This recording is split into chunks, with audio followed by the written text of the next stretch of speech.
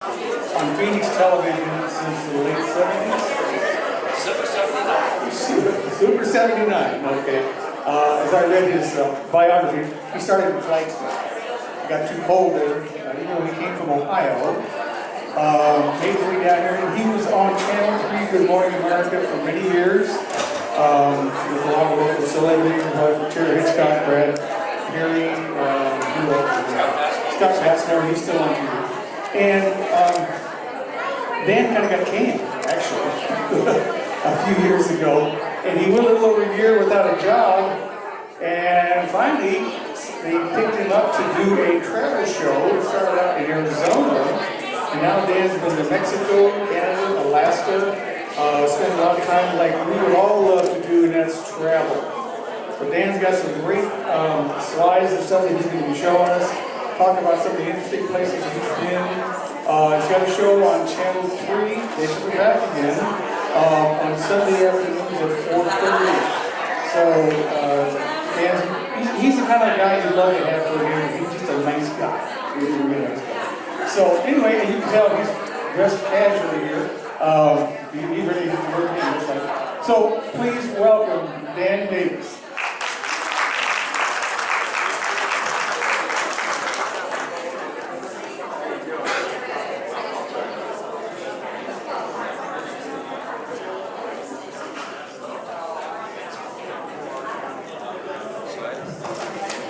All right, thank you guys for having me here. I feel very lucky to still be wanted because time flies and sometimes you hit a few roadblocks. But I was thrilled to see Debbie Gaby because we go way back to the Alzheimer's Walk, a lot of black tie events, and even though we don't hang out together because we're both busy, we've had a nice relationship, and it's been several years.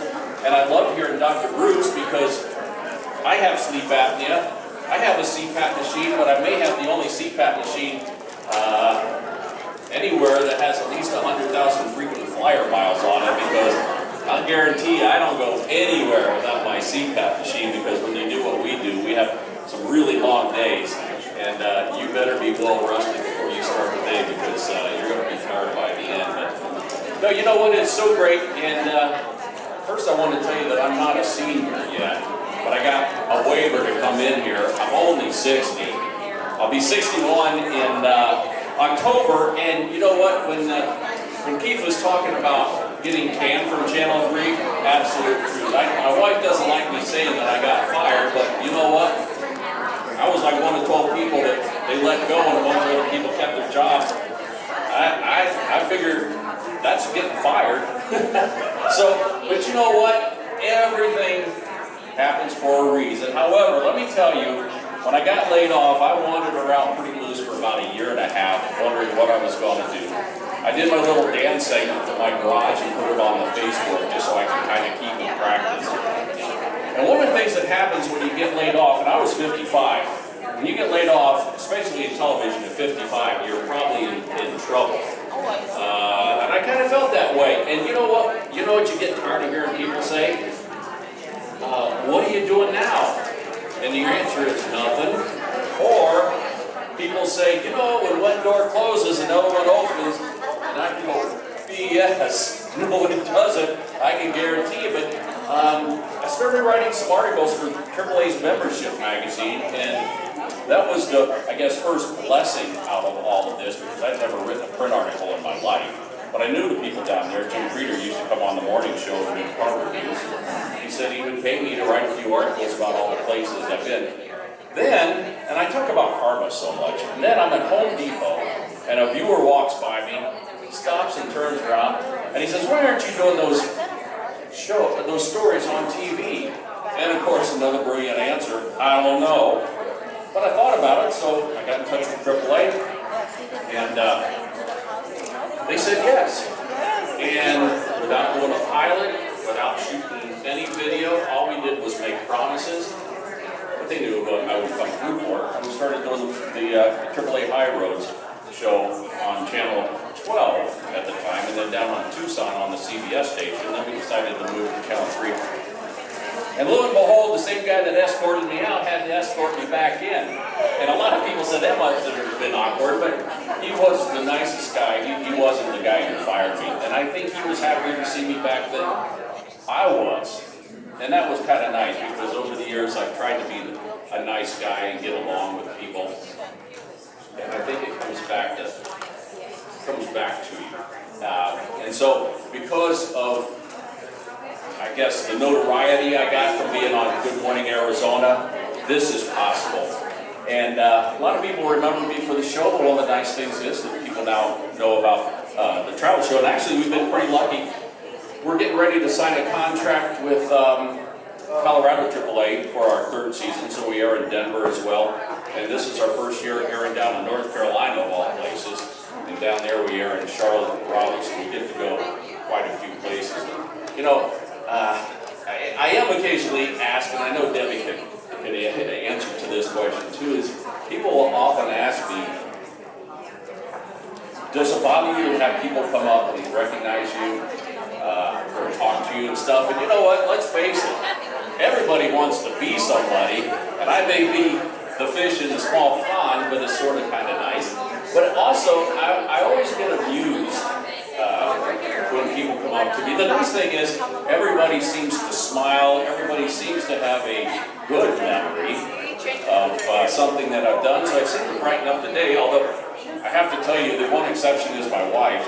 Somebody said to her, he must be the most fun guy to be married to, and she said, well, I wish I'd married the guy on TV instead of the one sitting in the chair at home. But, you know, all these little things happen, and two of my favorite stories, when my daughter went to high school at Sunny Slope, the assistant principal comes up to me and he says, hey, I got to thank you for my free dinner. I go, really? He goes, yeah, we went into this restaurant, I think it was on Bell Road. He says, the guy thought I was you. And we didn't tell him. We just played with him. And then when it came time to get the check, he says, oh no, Dan Davis eats free in my restaurant. And of course, you know what they did? Well, thank you very much. And they walked out and never told the guy, they just took the free meal. And then, I'll tell you one other story about people seeing who you are. I think it was up on Greenway, and I got through a light a little bit too far. And I was out farther than I should. The guy had a big old pickup truck and was swirling around. He goes, hey, you dumb shit, where'd you get your license? Then he goes, you're Dan Davis. Then he goes, you're still a dumb shit. And he drove off. And I said, that's how you know you've made it when you get called dumb shit by name.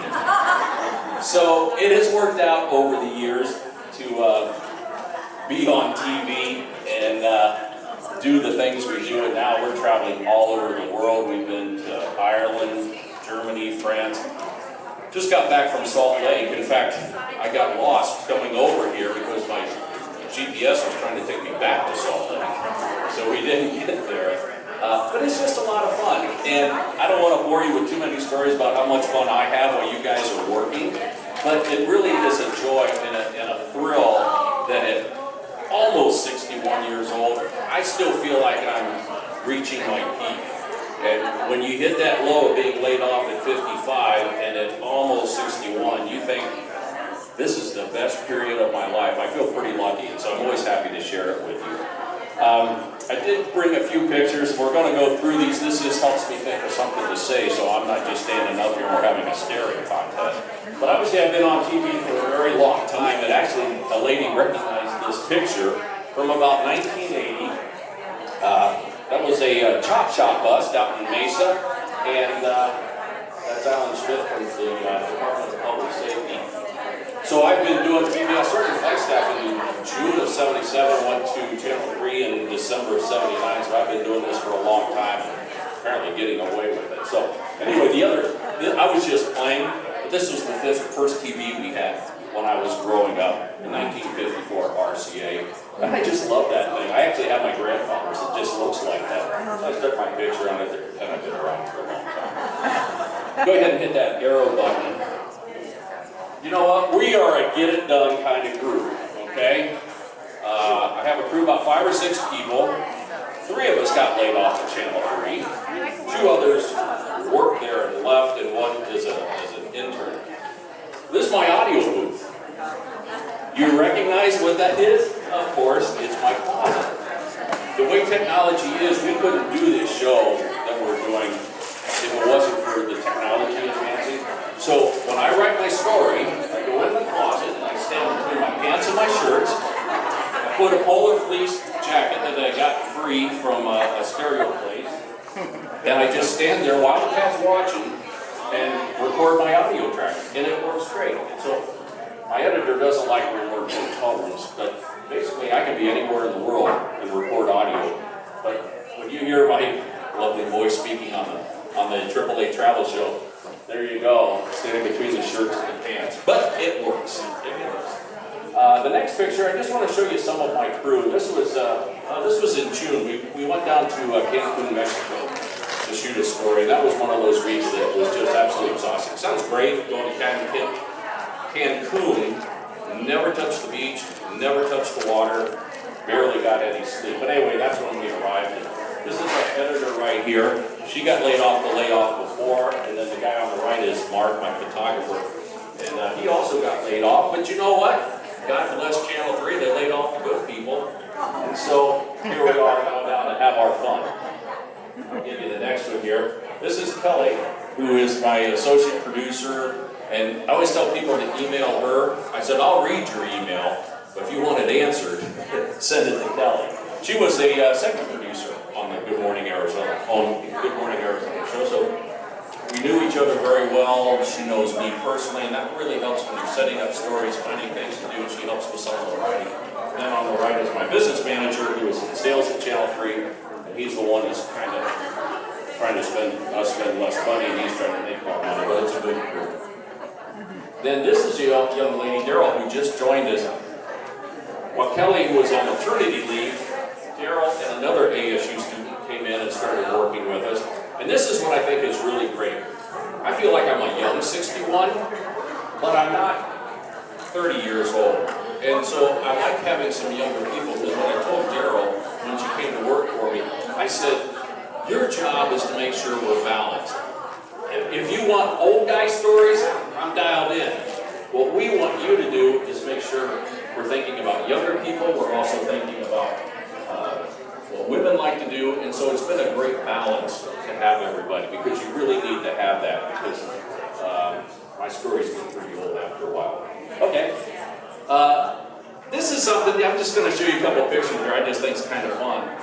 You guys know all about the car auctions, and there's the Russo and Steele auction in January, and we were over at the owner's house. This is over at Camelback Mountain, and he has this Ford Mustang parked in his dining room. And I think that is just the coolest thing I've ever seen in the world. And it's okay with his wife, she also owns the business, but I love going to places that A, you haven't been before, but also when you have these surprises, and that little surprise is walking in a house in Camelback Mountain, and there's a car sitting there. Anybody recognize where I am here? No? Mayberry. There you go. The sheriff's office in actually Mount Airy, North Carolina. And I stuck this in because I am a huge Andy Griffith fan, and I made a pilgrimage to Mount Airy a couple of years ago. And they still have the sheriff's, well, it's obviously a replica of the sheriff's office, but I was reminded of how lucky I am to still be working in this business. Because I actually missed a live shot one time because I went home and watched Andy Griffith, and I forgot to get there in time. You know what it was? It was, we were doing a story at Christmas. We were over at Tim Mitchell's lot, and I had this live shot. It was like at 5:45. It was at 32nd Street, Camelback. I was at 24th Street. I thought, man, I got time to catch Andy Griffith. So I go home and I watch Andy Griffith, feel good about myself, drive over, and they're packing everything up. And so I missed my live shot because of that, so I guess I'm still lucky to be around. This was just this past week. We just got back Tuesday night from Park City, Utah. And boy, you talk about it doing a unique experience. This was Saturday afternoon at the Utah Olympic Park, and we ran on the bobsled. And let me tell you, what an intense experience. You know, I've flown it with the Thunderbirds, the Blue Angels, but this was intense. And I've always loved the bobsled. In fact, many years ago during the '88 Olympics, Bruce Hafner, who you know, the helicopter pilot, was quite the character. He had to get into the bobsled before we headed to the airport to come home. So him and I sneak into a bobcat. Him and I snuck into the bobsled competition at the Olympics in Calgary.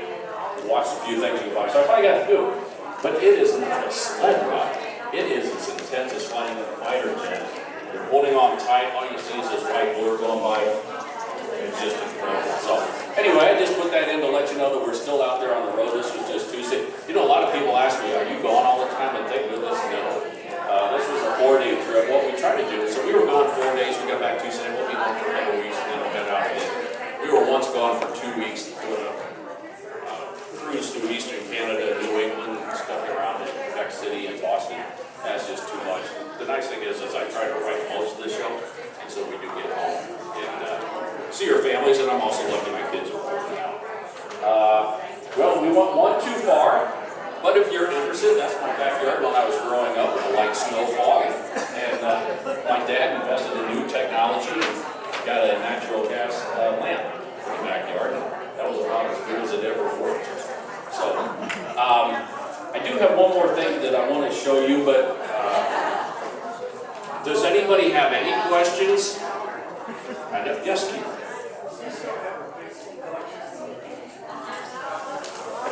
I still have a huge collection of John Deere stuff, cases and cases of John Deere stuff. And if you guys are new to the community, what happened is I would always brag that I went on vacation to Ohio and mowed for a week, and I loved every minute of it. And people started sending me stuff.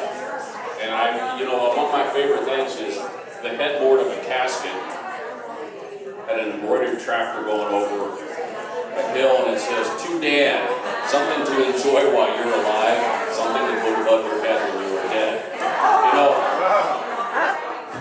that's some quality stuff there, my friends. I have embroidered toilet paper, but you know what? The absolute nicest thing I ever got, it was unbelievable. We were doing the show at the Paradise Valley Mall for Christmas many years ago, and a guy walks in with a John Deere bicycle. His wife had just died of cancer. It was hers. He said, before she died, she said she wanted you to have that bicycle. And I still have that bicycle. I mean, that's just incredible. All I was ever doing, and still am, going on TV and goofing around and, just trying to get away with it and then go home. But it's almost unbelievable that you touch people's lives like that and you don't even realize it. That's one of the reasons you're trying to behave not on TV, because you don't want to, anybody to think you're a bad guy or anything. So, but anyway, the nuts and bolts of it is, Kerry Schnepp out at Schnepp Farms called me up a couple years ago and asked me if I would bring my John Deere stuff out there. It's been out there ever since, and they've put it in, I guess, sort of a museum kind of a thing. So if you go out to Schnepp Farms, Peach Festival or the Pumpkin Festival, all my stuff is out there. So yeah, it worked pretty good. With who? No, Rick D'Amico's Channel 10. He is a friend of mine. He's a nice guy. And if I work with him and I will get along great because we're pretty much similar people. So, as I know him, yes, very much a good guy. Anything else? And I'll show you one more thing, and then we're going to do some drives. Yes, ma'am. Grew up in Ohio. High school graduated. You want the long answer? Doesn't matter. I'm giving it. No, I grew up in Ohio. Marion, just north of Columbus. No, I was sitting at high school graduation, June of '72, and I say to my buddy, "What are you doing this summer?" My dad was a home builder. He wanted me to build homes, and people, but that skill's not there. He says, "I'm going to go to a summer camp in Arizona, work on a ranch with kids." I got good, so I wrote to him. It was the Orange School up here between Phoenix and Lysappel. And I came out here in June of '72. I worked out. I haven't missed a summer yet. Spent 5 years there. Still my Mecca. Still have a lot of friends that ended up on the alumni board. And I just knew when I got here, I was going to be here for a long time. So I thank you all for listening. You got good and quiet in here, and I like that. Sometimes I think it's more my voice being loud than interrupting you, but I appreciate it. And enjoy the rest of your day. Maybe we have a little bit